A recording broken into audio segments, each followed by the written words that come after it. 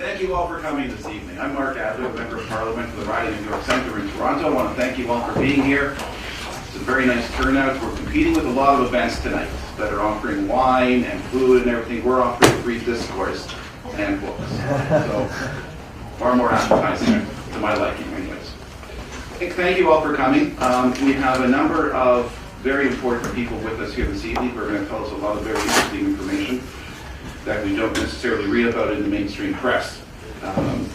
Unrwa, as a lot of people are familiar with, are up to a lot of interesting activities in the occupied territories, or the Judea and Samaria, however we all like to refer to them as. In any event, we have three experts in the field who are going to talk about the activities of Unrwa and what transpires within the refugee camps that have been set up and been in existence for the last 60 years. And we will get some, like I said, some very interesting insight into that. So we have three speakers. Jonathan Halevi, raise your hand, Jonathan. Jonathan Halevi, I'm sure you all know, recognized from television, various commentary opportunities that he appears in the media. He is a senior researcher of the Middle East and radical Islam at the Jerusalem Center for Public Affairs. He's the co-founder of the Orient Research Group Limited and is a former advisor to the Policy Planning Division of the Israel Ministry of Foreign Affairs. We also have David Bedin, who I'm sure you all know. Mr. Bedin has a master's degree in social work, is a community organizer by profession. I think you're running for president in that case, huh? Only as a Democrat. A writer and investigative journalist. In 1987, he established the Israel Resource News Agency with offices in Beit Adron International Press Center in Jerusalem. He serves as director of the Center for Near East Policy Research. And last but not least, and our first speaker is Dr. Arnon. Now you say Gross, right? But it's really Gross, you know. Gross is my legal name. My real name is Gross. Okay. And Gross in Yiddish means big. So Dr. Arnon Gross is an Arabic language journalist who has been working for the Israeli Voice of Israel radio station in Arabic since 1973. You know what? This is a full page here. I'm not going to read it. Listen, you know what? Take it away. Yeah. Doctor, just take it away. I hope I can reach the mic. Yeah, okay. No, it doesn't. Okay. Sit down. Thank you. Here we go. Actually, my expertise in Arabic goes back to the late 60s, and I am a journalist in the Arabic language, so I can read Arabic. And I happen to read several books. I would say about 900 books of Middle Eastern curricula. I've done reports on books of Saudi Arabia, Egypt, Tunisia, Syria, Iran also, and the Palestinian Authority. And I used to work for Impact SE, the NGO which investigates curricula of various Middle Eastern states, including Israel. All my reports are on the website, which is www.impact-se.org. Now, I would like to talk about the connection between Unrwa as a UN agency and the Education for Peace ideal, which is actually appears in Unrwa's bulletins, UNRWA's declarations, UNRWA's website. There is a slogan, "Peace starts here." UNRWA is committed to peace, as it says. Now, UNRWA is an agency which has educated Palestinian school children for the last 60 years or so. It started operations in the Middle East in 1950, and it presently educates about 500,000 Palestinian school students in Jordan, Syria, Lebanon, and the Palestinian territories. The numbers are huge, actually. And the problem is how UNRWA teaches these students or prepares them towards peace or peaceful solution to the Israeli-Arab conflict. And for that reason, I investigated books of the Palestinian Authority, issued by the Palestinian Authority, which are taught in all schools in the West Bank and Gaza, including the schools of Unrwa itself. Unrwa teaches students in grades 1 to 10 only, so I'm discussing the books for these grades only.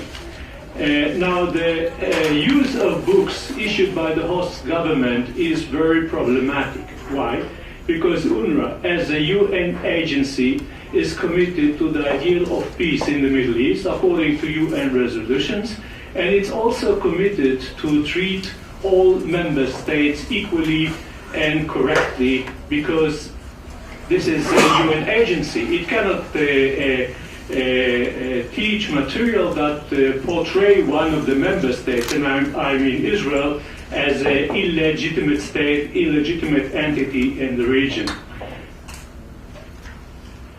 Okay, I can use it right now. Thank you very much. No, I may give you a sign. Okay, thank you. Now, the UNRWA usually, as I said, uses the books issued by the host government, which is problematic. Why? Because the books sometimes contain material which is anti-peace with Israel, anti-Jewish actually, in particular in Syria, for example, or Lebanon, or Jordan. And also it encourages or promotes the ideal of violent struggle against Israel. Now, the Palestinian education in particular, and this is what I'm going to talk about tonight, has three fundamentals regarding the conflict, regarding the Israel-Jewish other, and these are the following. One, denial of legitimacy to the other. The Jews have no rights in Palestine, only greedy ambitions, supported later by the British imperialism, and the Jews actually are not going to, are not even mentioned as inhabitants of the country, because the legal or the legitimate inhabitants are actually, used to be, the Canaanites, who were, according to the book, were Arabs immigrating from the Arabian Peninsula. There were Jews in between, intruders in the past, and there are intruders now at present, at the expense of Arab Canaanites in the past and Arab Palestinians at present.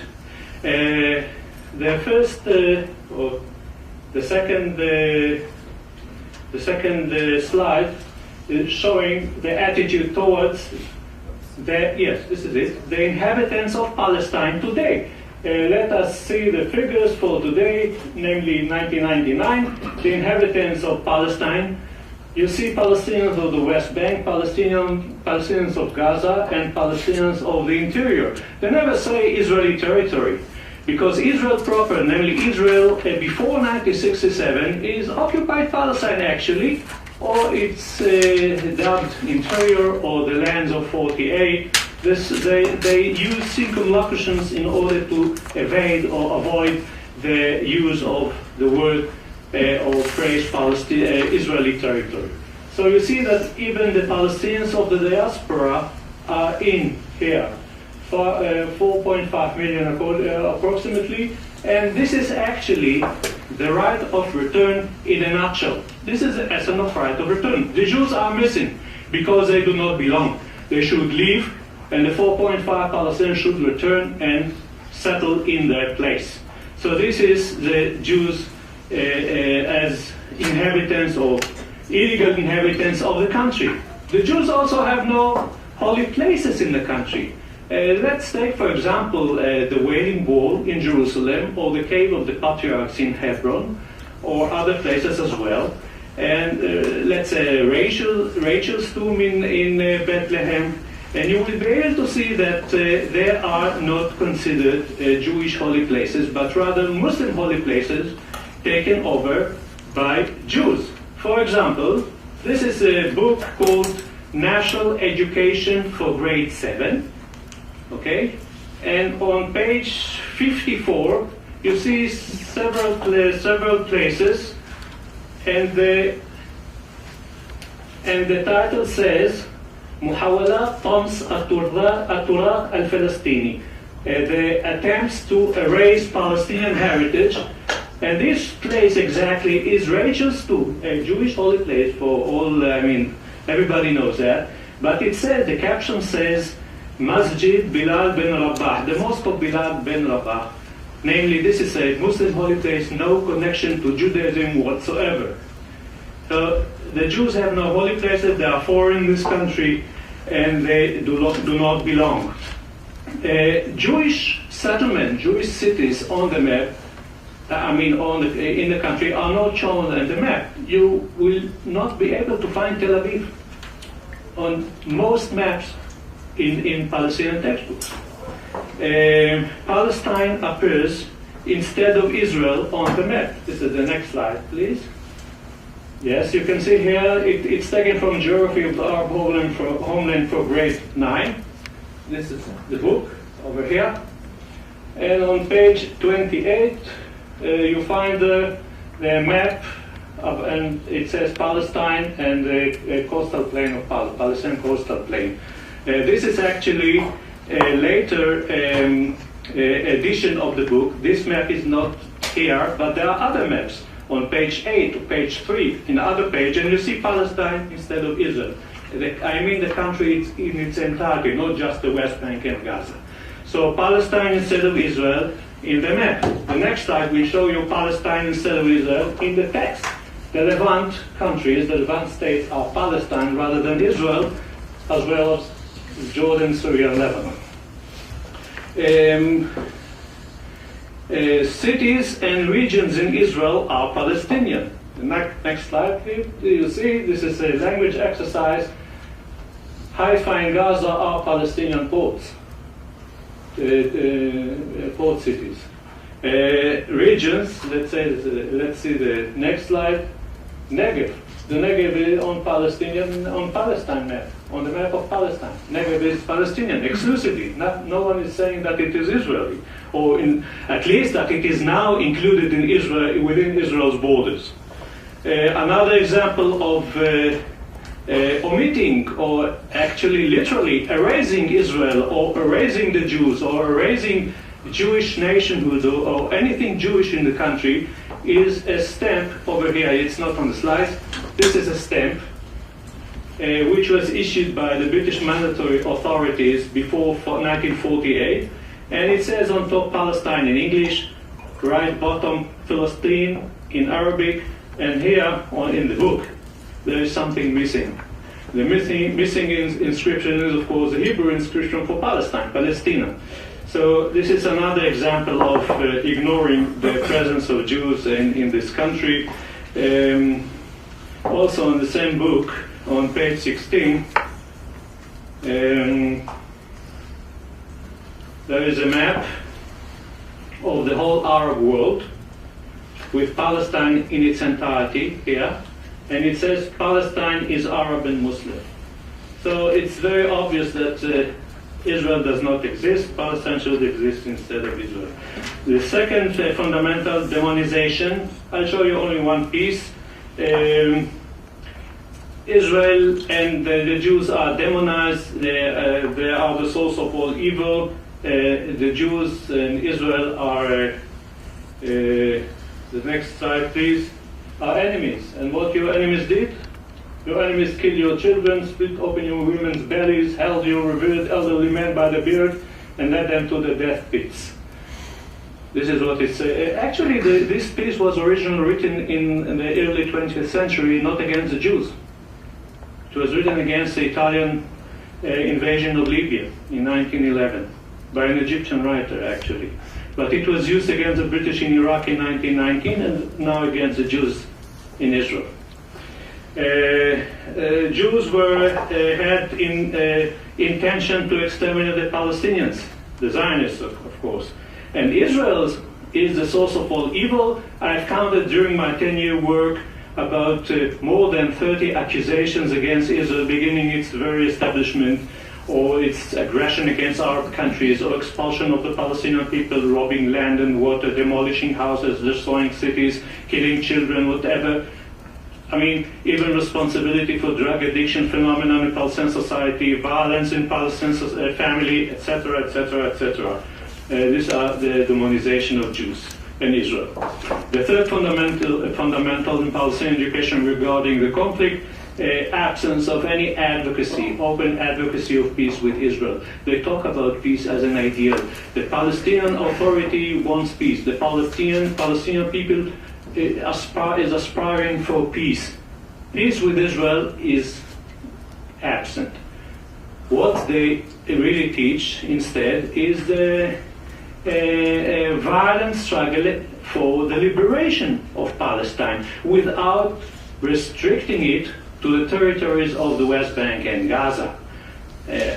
On the contrary, I mean, the mere presentation of the Negev, for example, or Jaffa or Haifa or other cities as Palestinian, and the presentation or the emphasis on the issue of right of return, and right of return is not to the West Bank and Gaza. There are refugee camps in West Bank and Gaza, with the inhabitants are encouraged to be inspired to return to their former homes before, 60 years ago, 63 years ago.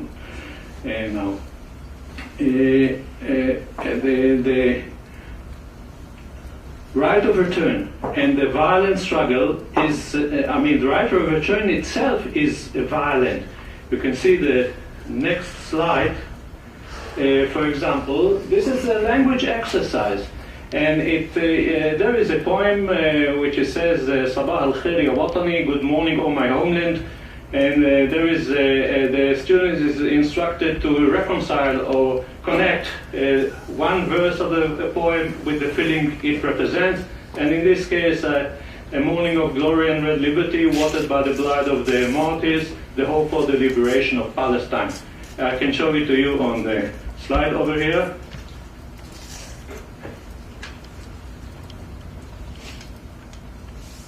صباح المجد والحرية الحمراء and so on, التفاؤل بحياة فلسطين. This should be connected as well as the other verses over here. So the violent struggle continues to this very day, in spite of Oslo, in spite of all other agreements on the way. This violent struggle is enhanced by the glorification of the jihad, and this is the next slide. This is the beginning of a poem. Palestine, the title is Palestine. Oh my brother, the oppressors have exceeded all bounds, and jihad and sacrifice are necessary. And the other the other traditional Islamic ideal which is encouraged is a martyrdom, shahada. Next slide. This is a poem called the Shahid poem, the martyr. And it says, you can see, I chose some verses which show the appetite for blood and so on. But the most important verse is, by your life, this is the death of man. And whoever asks for a noble death, here it is. I mean, simple and open incitement to become a shaheed. Now, the right of return issue well fits in with this general picture, and the books teach that ideologically and in practice. Ideologically, they say Palestine belongs to the Palestinians alone. The Jews have only greedy ambitions in Palestine, and Palestine was actually occupied by Jews in 1948. The next slide, Israeli occupation. They say Zionist organizations expelled most of Palestinians, and they established the state of Israel. Another slide talking about the war, which erupted. They hardly say that the Arab side was the side which opened the war, with the intention to annihilate all the Jews in Palestine, because in that war, most people do not know that But the Arab side, the Arabs managed to occupy about 10 or 12 Jewish settlements. And not a single Jew was left alive in those areas. Nobody knows that. Nobody even cares to know. But this is a fact. In the best case, the inhabitants, sometimes in some cases they were sitting there for hundreds of years. The inhabitants were driven away towards the Jewish lines. This is what happened in the Jewish quarter of the old city of Jerusalem. Hundreds of thousands of people were driven away. Not a single Jew was left in the Jewish quarter. In the worst case, they were all murdered, massacred, like the case of Far Etzion. In other cases, so the other settlements of Gush Etzion, they were taken to prisoners, camps of prisoners of war in Jordan. In other cases, like the case of Mishmar Yarden or Nitzanim, not too many people were left, men and women, to be taken to camps of prisoners of war, so they were taken and put in prison. In those of Mishmar Yarden, men and women were put in Al-Mazar prison in Damascus, those of Nitzanim in the Al-Abbasiyah prison in Cairo. So it was a war which was intended to erase all Jewish presence in the country. Now, if it belongs to the Palestinians alone, then they should return and reclaim their property in full. And this is what is taught in school. They have the right to return anytime, by all means. Now, the books studied in Unrwa schools never discuss any possible other solution to the problem of the refugees. Now, in practice you see the right of return taught in, let's say, in stories. There is a story about a father showing his son the keys of the old house in 1948. Part of Israel, which is before 1967, and the son promises to keep them and return to their home. There is another language exercise. This is another. I'm sorry. This is another part which is talking about Palestinian refugees in general, and they need to come back. The next one is also about the camp is not considered an original home. The bottom line, return of every Palestinian to his city or village. The next one, this is the language exercise. One should put the noun, which is the third one from the right, at the middle one, the refugee, dreams to come back to his homeland, to his home. There is another exercise in expression. The next one, please. I visited Jaffa and I saw an Arab house, and it had its story to tell me, and the student should complete the sentence. Also, there is an art lesson, drawing lesson in art class, in which the teacher is requested that it is possible to connect the house of the student in the refugee camp with the old house in Palestine, in Gaza, in Jaffa or other places. Most important in this particular aspect is the poem, because the poems emphasize the inevitability of the return and also add the emotional dimension to the question, and they reveal an aspect which is hardly revealed in other forms of discussion, and I mean the violent nature of the return. The return is a right, it's not a privilege. As such, it is not dependent on Israeli goodwill, and it is not part of the peace process. It is just a right. The next slide, please. This is one poem. Tomorrow we shall come back, and the ages shall listen. With the second lightning and star, with the winged hope and songs, with the soaring vulture and the eagle and so on. You see something violent in this particular item, but there is another poem. The next one, please. we are returning actually under the flags of glory, jihad, and struggle with blood sacrifice and so on and so on. The return is violent. I would like to sum up with the following points.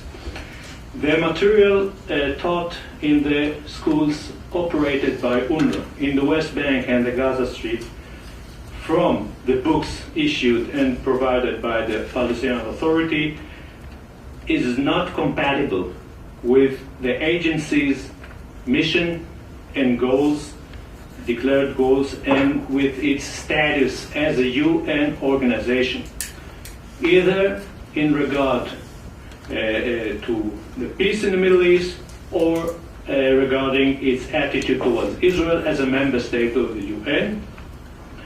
Especially serious is the emphasis done within the schools operated by UNRWA on the right of return. It is not the pieces talking about the right of return are not nostalgic literary pieces. They are a central element in the Palestinian political vision of violent and continuous struggle against the legitimized and demonized Israel until its eventual destruction. UNRWA actually helps in propagating this anti-peace message in contrary to its own declared mission. Now, the huge accumulated numbers of the indoctrinated graduates of UNRWA schools throughout 6 decades are actually the contribution of this agency to the perpetuation of the conflict. UNRWA should change its policy of non-involvement regarding the curriculum inside its schools because of its status as a UN agency, because of its principles, and because it leans exclusively on donations from democratic countries. In short, there are things UNRWA should not teach. Thank you.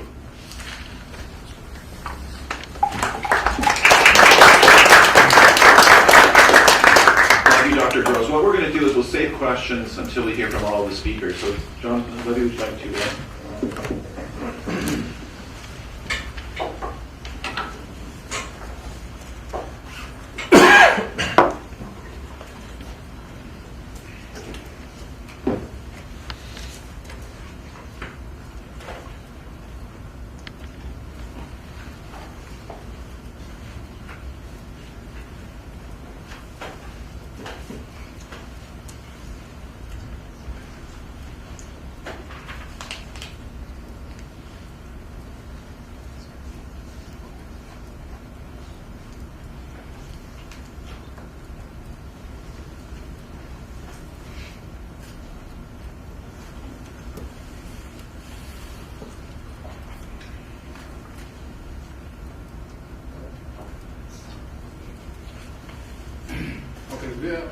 When we're talking about Unrwa, it's important to see. Can you hear it?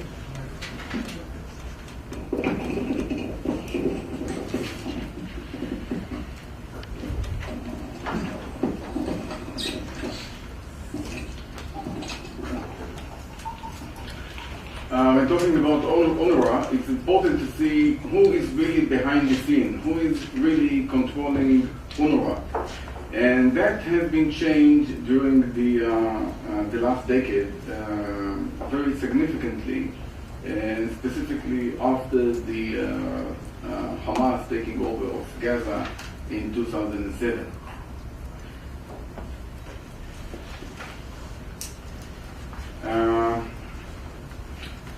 In 2006 and 2009, elections were held to the unions, employee unions of UNRWA.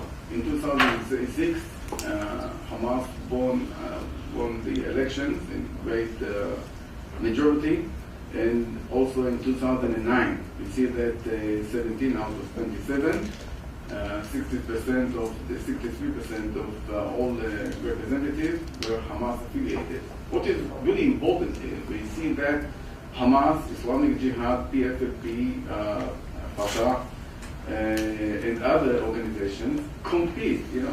All of them are involved in Unrwa, in the unions, under different names, but all know, the people know that they are affiliated with Hamas, affiliated with the Islamic Jihad, and they operate inside the facilities of Unrwa, inside the schools of Unrwa.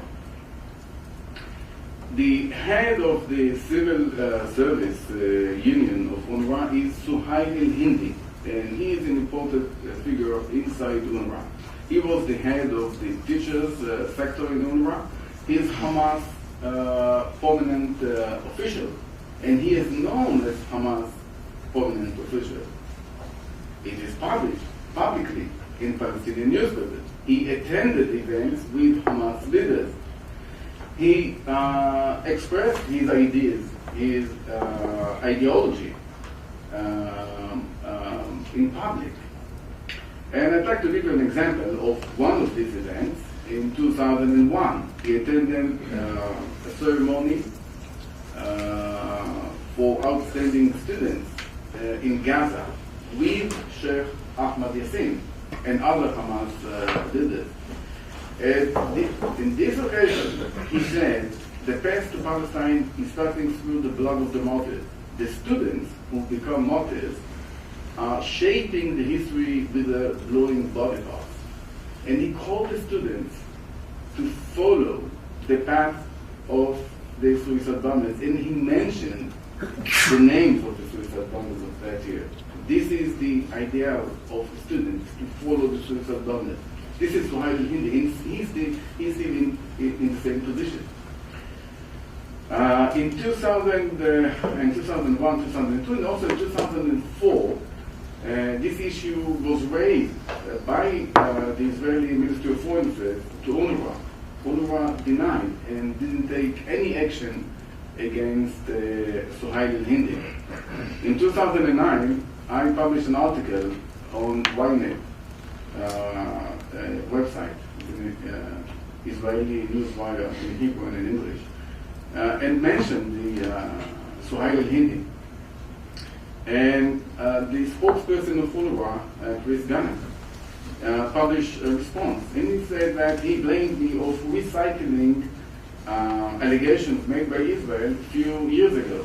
And he was right. These allegations were raised to Unrwa a few years ago, in 2004. I, at that time, served in the Ministry of Foreign Affairs. But even though that he acknowledged that they know about Suhail al-Hindi in his connection to Hamas, no action was taken. Till recently in 2011. He was suspended for 3 months from Unrwa. One of the reasons was the attendance in this event in 2001. And that is typical to the policy of Unrwa. Unrwa was in financial crisis. They need to contact the donors and to persuade them to donate more money for Unrwa. They use it as, they took some actions against Suhail al-Hindi, and then you see how things really happen in who is the strong factor in Unrwa. Unrwa retreated from its decision to suspend Suhail al-Hindi, and he is back in position. In December, he returned to his position. They know that he is Hamas senior official. They know that he is still in contact with Hamas officials. He's still involved in Hamas activity, and he's back in war. Hamas government, Hamas party, and the unions inside Unrwa threatened Unrwa and enforced Unrwa to retreat from this decision, and that shows you that Hamas is the stronger power inside the establishment of Unrwa. And the policy of Unrwa is set by the unions, set by the teachers. And as Arnon, he mentioned the books, the curriculum. These teachers are important for conveying the message of keeping the conflict alive in Israel. The same union of teachers and employees on the 12th of October 2011 instructed all the employees of Unrwa to join a rally in support of the Palestinian prisoners. The Palestinian prisoners, those who are held in Israeli jail, are what is called in Israel security prisoners, which means terrorists who were convicted and of security offenses. Some of them dispatchers of suicide bombers. And these guys, for example, Abdallah Barghouti, convicted of killing 67 Israelis, some of them in explosions in Jerusalem, in other places. So they support the Palestinian prisoners. They were instructed by the union to walk out of their workplace and join a rally in support of these terrorists. It's not end there. The message that we have seen in the books that given to the children, to the students, is the same message that is taught in classes and expressed by the employees of Unrwa. This is a message from the union for the 63 anniversary of the Nakba, which means the catastrophe, the establishment of the State of Israel. The return becomes closer than ever. It's important to mention that when Palestinians talk about the right of return, we must see the other side of it. The right of return means the right of evacuation. It's not just the right of return of Palestinians to Palestine.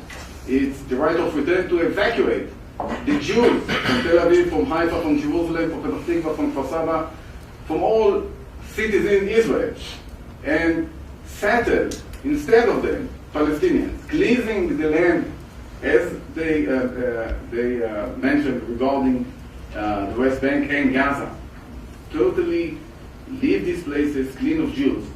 They mean it also regarding what they call the 48 border, which means evacuating Jews and settling Palestinians instead of them. We teach, this is a translation from the announcement, official announcement of the union. We teach our sons that this land and soil is sacred and belongs to us, not to the Jews. We shall not forget Palestine, and the occupier is inevitably in his way to demise.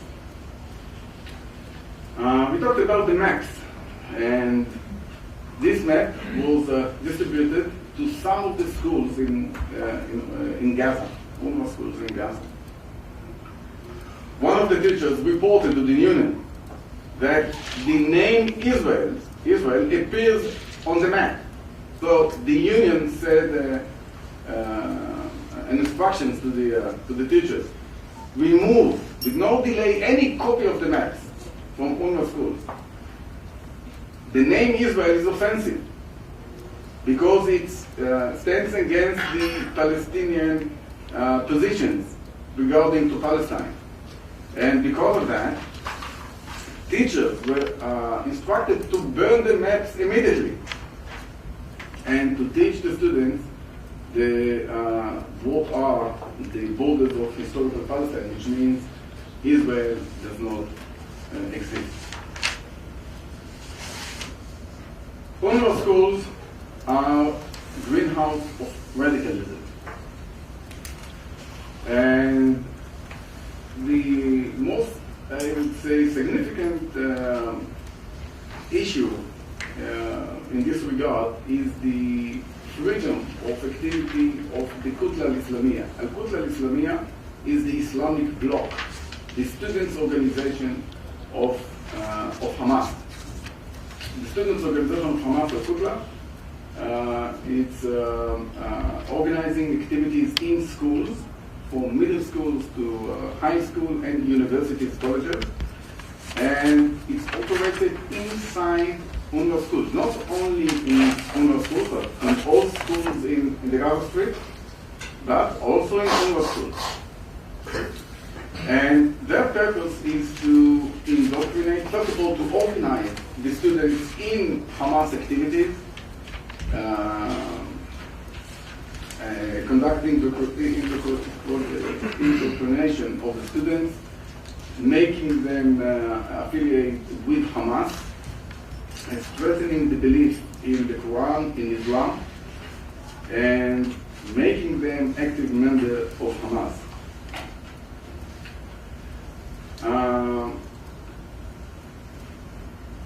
That is done by myriad activities inside schools.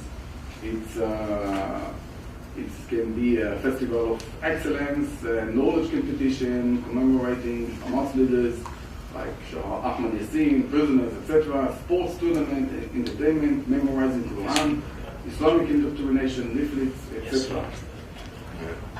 What is interesting here?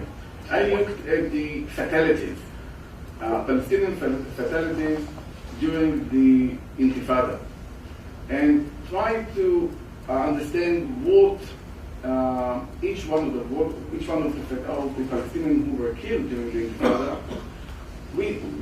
what made him, what was the pattern in which he became an operative in some brigades or in other organizations.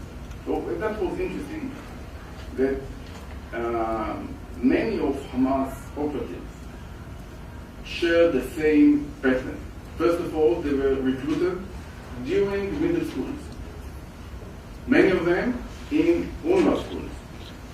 Then they became active members of Hamas, distributing leaflets, attending demonstrations, rallies, funerals, etc. Then swearing allegiance to the Muslim Brotherhood, which is important. Most of them were Hamas members and Muslim Brotherhood, also members of the Muslim Brotherhood. The Muslim Brotherhood is the the Muslim movement of Hamas. The Muslim Brotherhood is a global movement, and Hamas is the Palestinian branch of the Muslim Brotherhood. The Muslim Brotherhood exists in Gaza.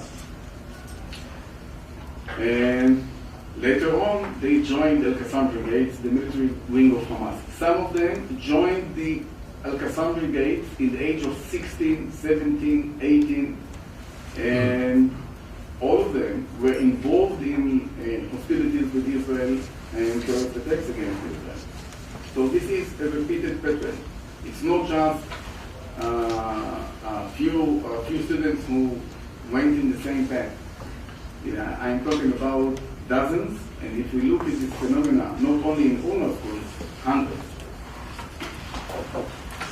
Here are some examples. This guy, Haitham Abdul Hafiz Abd al-Al, graduated from Falah Elementary and Middle School in Unrwa, and then attended the Mujama Islamic Mosque. By the way, many of them were recruited inside the mosques. Muslim Brotherhood, and you see that in 2003, he joined Al-Qassam Brigades and involved in fighting against Israel. Another example, Imad Mahir Karawne. The same pattern repeats itself one by one. Amru Muhammad Nasar. All of them operative of Al-Qassam Brigades and graduates of Unrwa schools.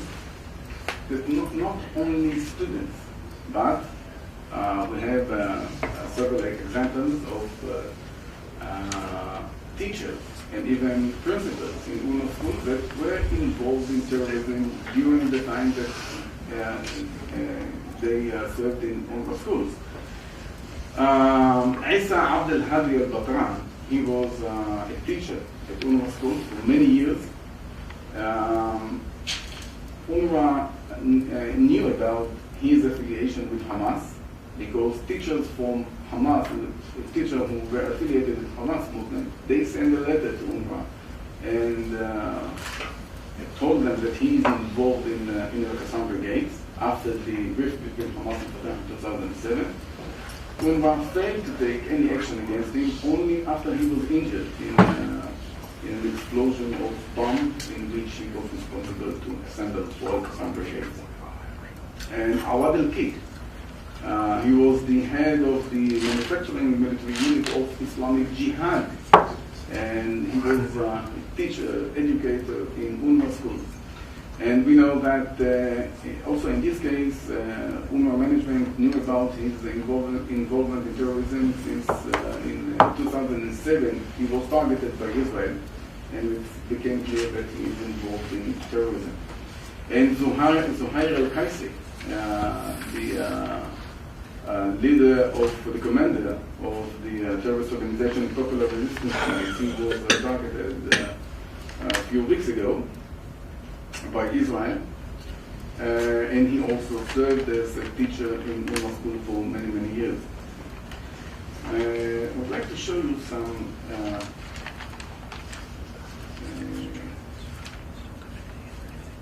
video from UNRWA school.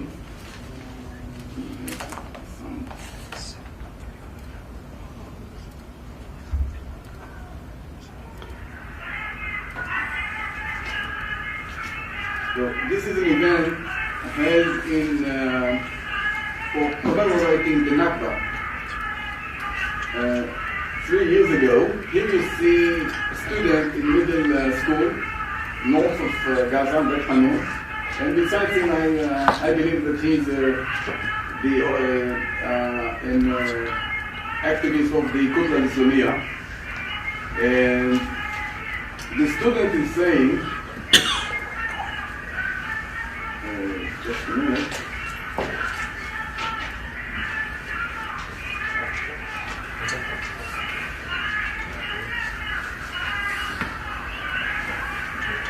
What he's saying, yes, that's right.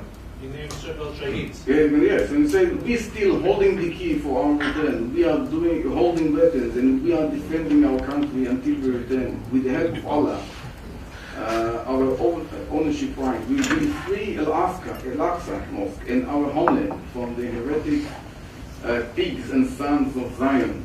We shall return. We shall return. We will never recognize what is called Israel. This was a speech in my school, and the same message repeats himself in almost any event for commemorating the Nakba, the catastrophe. And you see the adherence of the students to the liberation of all Palestine, which means the destruction of Israel. It's a zero-sum game. It's not making peace with Israel, but liberating the historical Palestine. Here you see the cities that they are referring to their aspiration to return to them. One of them is Akka, the second one is Afula, and other cities, Ramallah, but also Baisan, Bet Shean, Haifa, various Jerusalem, and Sfar. So for them, for these children, they are taught in schools to be committed to the liberation of all Palestine. In this last video that was taken recently from Hamas TV, you see the arrogant position of the unions towards the management of Hamas. They refer to the policy, to the suspension of Suhail al-Hindi as crazy behavior of UNRWA. They're not accepting it, and threatens to take actions against UNRWA. So UNRWA is, for many years, was under the influence of Hamas. We see in recent years, after 2007, Hamas taking control on UNRWA and wants to tame UNRWA to its own line.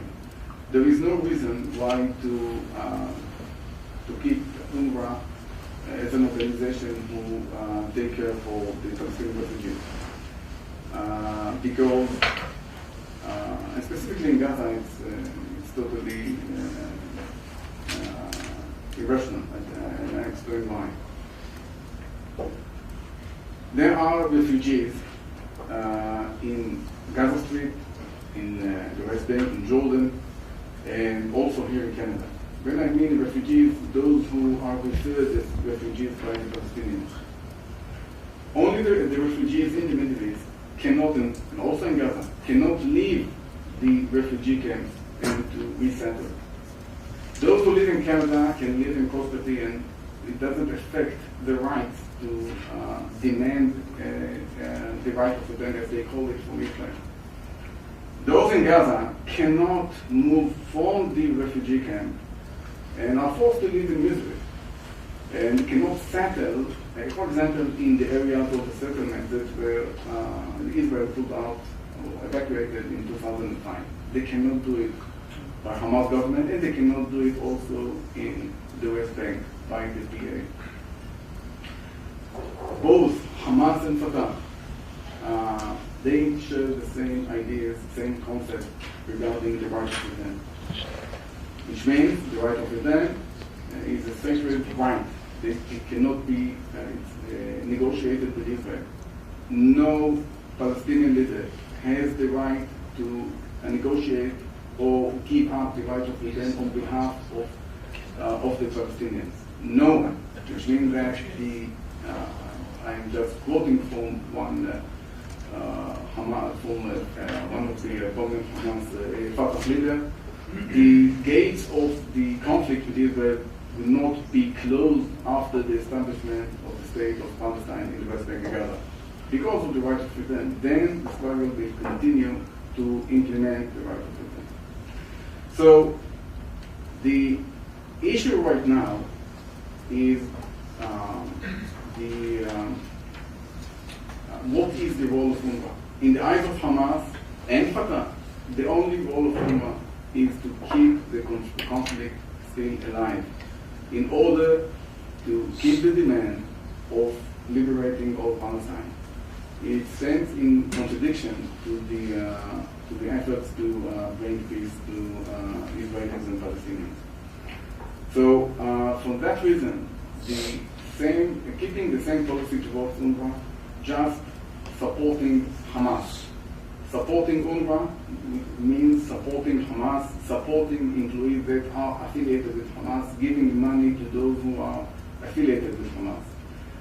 I think that it's about time that the international community will change its policy. Instead of giving money for more than 6 decades to resettle the Palestinians, the refugees, ceasing the misery inside the refugee camps, without changing anything regarding the right of the refugees to raise any claim in the framework of the negotiation with Israel. Thank you. Thank you, Jonathan. Now let's go to David Bean. For the past 40 years, I've been involved in the subject of Unrwa. First, as a social work professional, as a member of the Israel Association of Social Workers in the 70s and 80s, involved in various projects to try to encourage the resettlement of residents of Unrwa camps. Becoming a journalist in 1987 and opening a news agency and then assuming the leadership of a research agency in 1997, the opportunity to renew the idea that Unrwa should be challenged to change its purpose, not to keep the people in the refugee camps, but to resettle them and to behave towards them like any other refugee camp, refugee agency would relate to the refugees under their control. The concept of seeing what goes on in the Unrwa camps and having a direct contact is something that we as journalists do. Some people challenged us because there were those who would say, also from Unrwa, that these books aren't being taught. This isn't really happening. So we dispatched television crews to show exactly what is going on in the Unrwa facilities, in the schools, in the youth clubs, and everywhere else. I'm going to show a short film right now for you to see. And why is this so important to show this in Ottawa? 21 years ago, our agency sat with many other news agencies in Madrid with the opening up of the peace process, October 31, 1991. It was on that occasion that Canada became the head of the Refugee Working Group, the RWG, to deal with policies that would cope with possible solutions to the refugee issue. Canada can assert its leadership from a moral basis and a policy basis to challenge what UNRWA does. You do not have to go to the General Assembly in order to make a change in the UNRWA day-to-day operations. When Dr. Gross looks at these school books and says, wait a second, they're being used by UNRWA, perhaps it doesn't have to be used by these books, don't have to be used by UNRWA. When there are decisions made by UNRWA to encourage the right of return, that's an UNRWA decision. The people who can influence UNRWA are those who pay the funds to UNRWA. UNRWA receives very little funds from the UN itself. 20 major democracies in the world, all of whom are meeting tomorrow, today and tomorrow, in Brussels, to discuss their contribution to UNRWA. There's no problem with conditioning funds on the promotion of peace. And that is the challenge, to condition funds. Let's show a short film. We have a trailer. We also have the film itself, which we're going to show now. Can we put it over here to the... Okay. And the challenge this evening is to raise questions, and which are being raised questions in both in the U.S. Congress, in the Parliament in Holland, and various other places.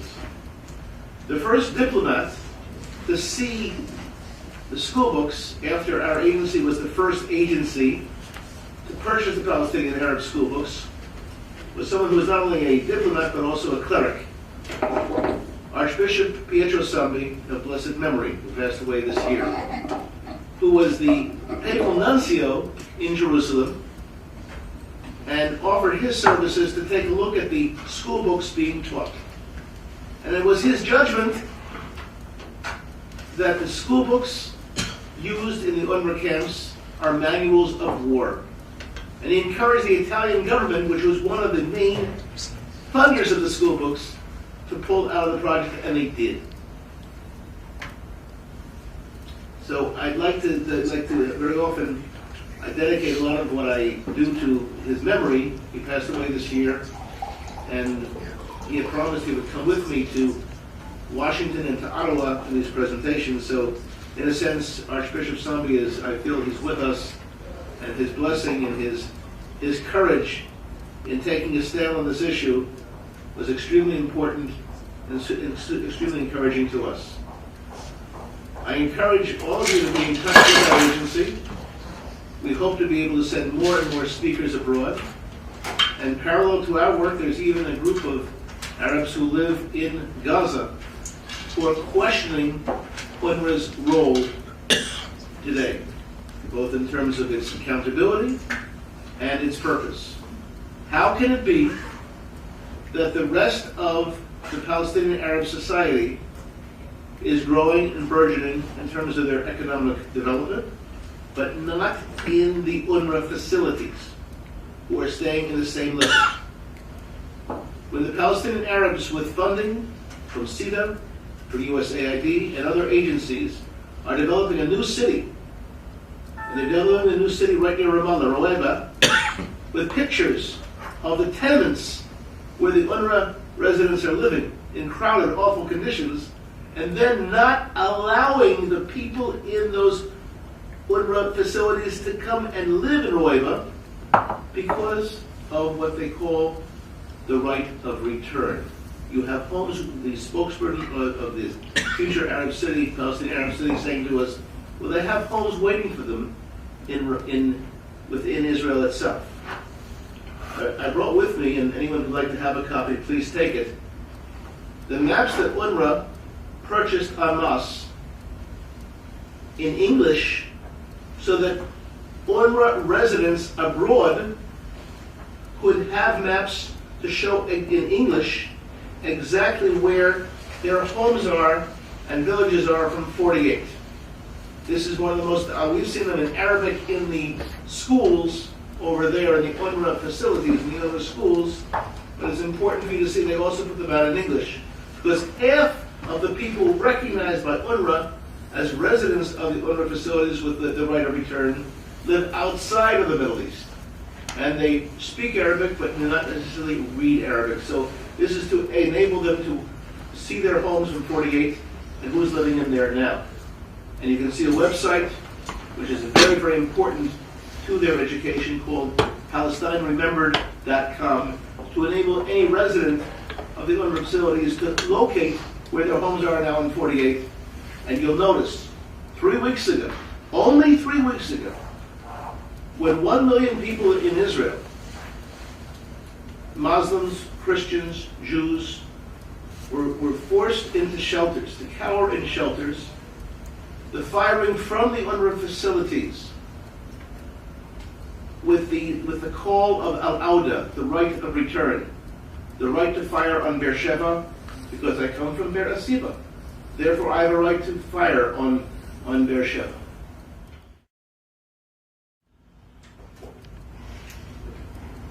Looks like you have a question, Joseph. Should I turn the microphone on? Is that working? Yes. My new glasses don't really show. It's really a little bit light. Just a couple of questions. Just making a few notes here. By the way, certainly on Fox a few years ago, they showed a number of times the whole film Obsession, and I think there were two parts to Obsession. There was an Obsession and sequel, or my memory is failing me here, or there was a prequel, there was another one, and then Obsession was the second video, right? So I mean, I think some of the mainstream networks have done some of it, and the bigger question is, and this is going to lead into my question really, the bigger question is, that's great, but what other than getting the message out, what are the practical things, the concrete things that you guys want or that we want, and there are parliamentarians here, I'm not a parliamentarian and I'm not a staffer, but I work in some of this stuff as well. So tell us a little bit about what specific things that you would like us in Canada to be doing in order to counter this. We've heard a little bit, but can you elaborate a little bit and give us some direction, some concrete direction? One policy issue that could be put onto the table is that a donor nation, in this case the chairman of the donor nations to UNRWA, would say, you want funding? No problem. Cancel the right of return curriculum, cancel curriculum and school books. Do not use school books which are not in the framework of peace. That's a nice way of saying it. Conditioning funding on the elimination of such school books from an agency that represents, as Arnold was pointing out, that represents a UN agency, not at war with Israel. This can be done. And conditioning, we may have to phrase it like this. It would be impossible, perhaps impossible, to ask UNHCR, the United Nations High Commission for Refugees, to take over UNRWA, But it's certainly within the area of possibility for donor nations to ask UNRWA to use the principles of UNHCR. Not a hard thing to do. In 1992, our agency covered the story of the big hill near Nablus, Shechem, 1,300 homes built by the Catholic Relief Agency for people from nearby UNRWA facilities, and the provision from the UNRWA workers, the UNRWA staff, not allowing them to move in there because of the right of return. That's patently ridiculous.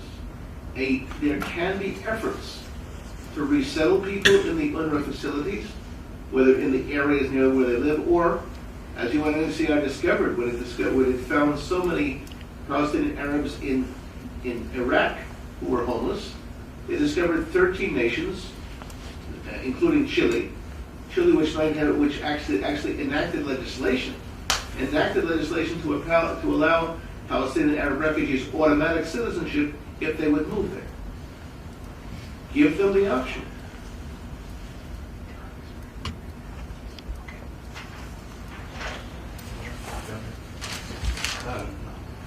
Thanks. Hi. Thank you very much for coming. Thanks to all the members who came as well and who were here earlier. I just thought I'd focus my question on Mr. Levy just because I'm more familiar with your work, with your think tank as a whole. And I thought I'd make the question a little broader. So if we have generations of Palestinian children who are being raised this way, and as you mentioned, Fatah and Hamas both, at least officially, and we've seen in the past, have as their negotiating tactic to have a full right of return. What are we looking at in the next years ahead, in the next couple decades? Is the two-state solution off? What do you see as the next 20 years? Because I think at some point the Arab world will settle down, and when it does settle down, and when Syrians stop slaughtering Syrians, we're going to see more pressure on Israel once again. So how do we deal with it? How do we deal with Unrwa's effects? The main issue of the peace negotiation is the refugee problem. And Israel and Palestinians can overcome any differences regarding borders, water, even Jerusalem can be settled. But the issue of the refugees, this is the main hurdle to reach any agreement between Israel and the Palestinians. Many think that if you work hard, you find a solution. That depends on both sides.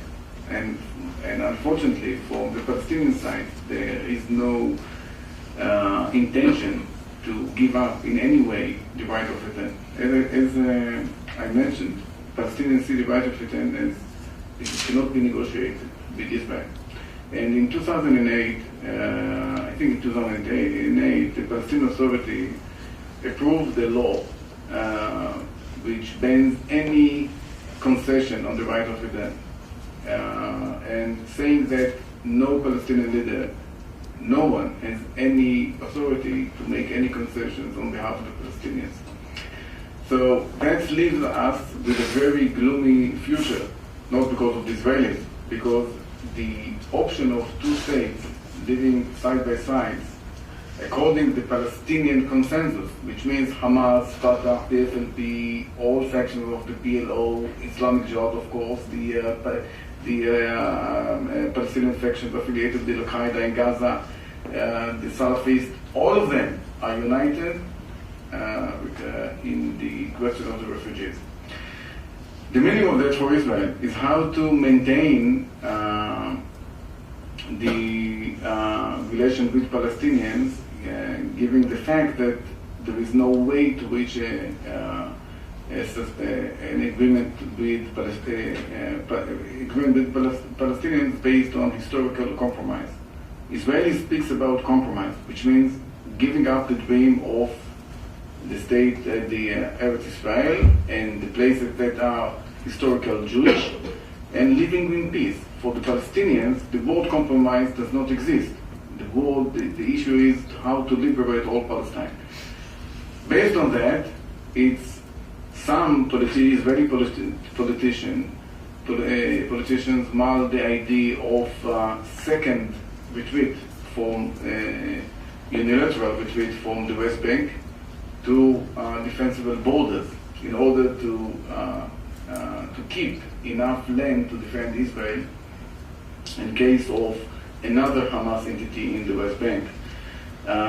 And you see the policy of the current Israeli government, which is very cautious about pulling out of the West Bank to the 67 borders. That's maybe a dangerous borders to the existence of Israel, because the 67 borders, leaving only 14 to 17 kilometers between the Mediterranean Sea and the borders of the state of Palestine, in the middle of the state, between Tel Aviv and Netanya. This narrow border, the narrow borderline, it's like, if we compare it to Canada, it's like, let's say, Lake Ontario and Shepherd Avenue or Wilson Avenue. That's all.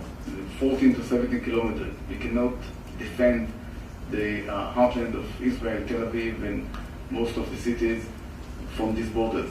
You cannot do it.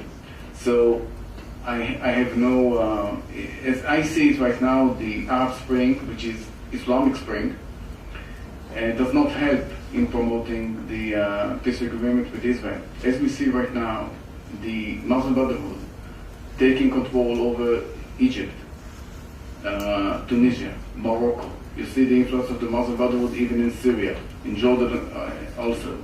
So this is the same movement that Hamas belongs to. And as we see it right now, even Abu Mazen, I think yesterday it was 77, and the Fatah movement, they also look at the region. They understand that the region is turning to Islamic.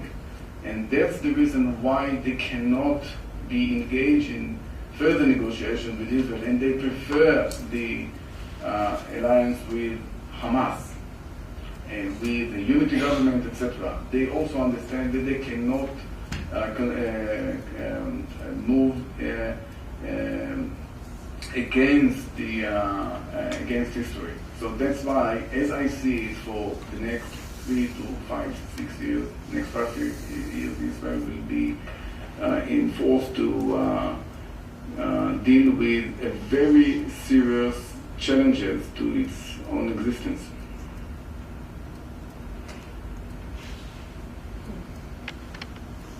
Let's take one more question. Yes. Just to follow up on Mr. Banami's question.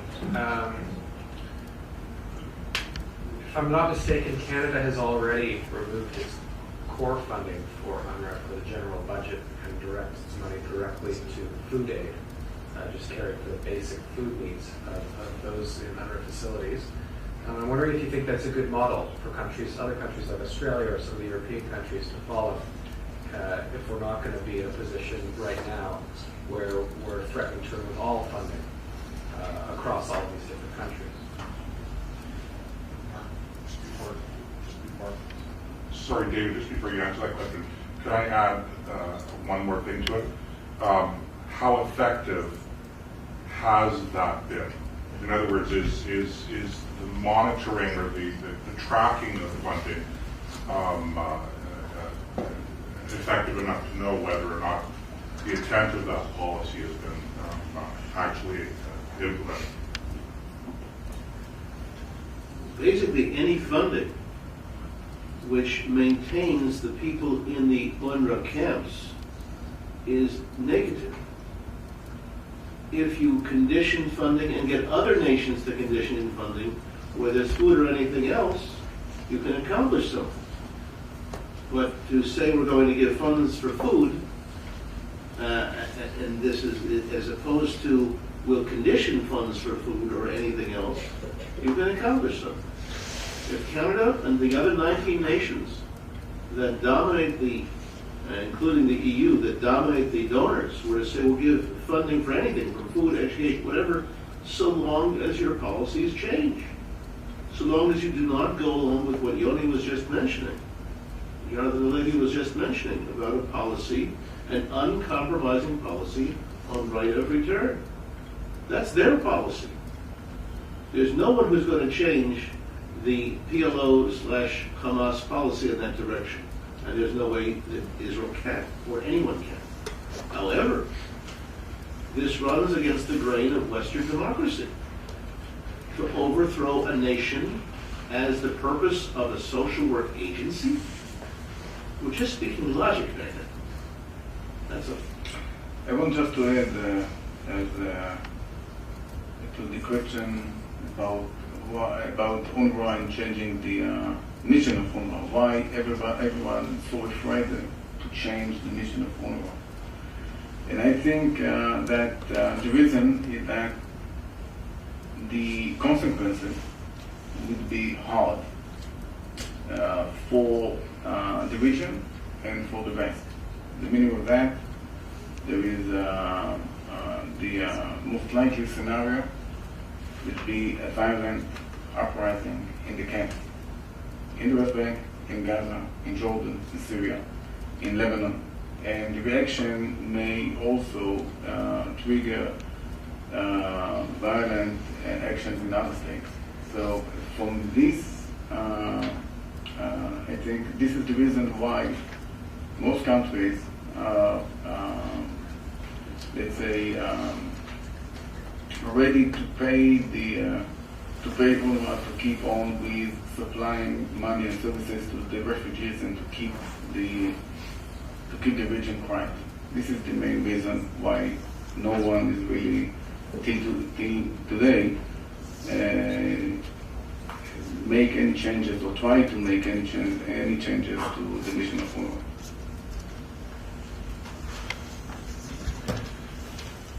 Okay, well, I want to thank you all for coming tonight. I particularly want to thank our speakers. This has been a very enlightening, very interesting presentation and discussion, and I'm sure all of us who care about Israel will sleep well tonight. We welcome you to come back at some future date, and hopefully we can at that point do more to help educate more people on what is going on in these Unrwa camps. So thank you all for coming. Thank you for attending, and everybody have a good night.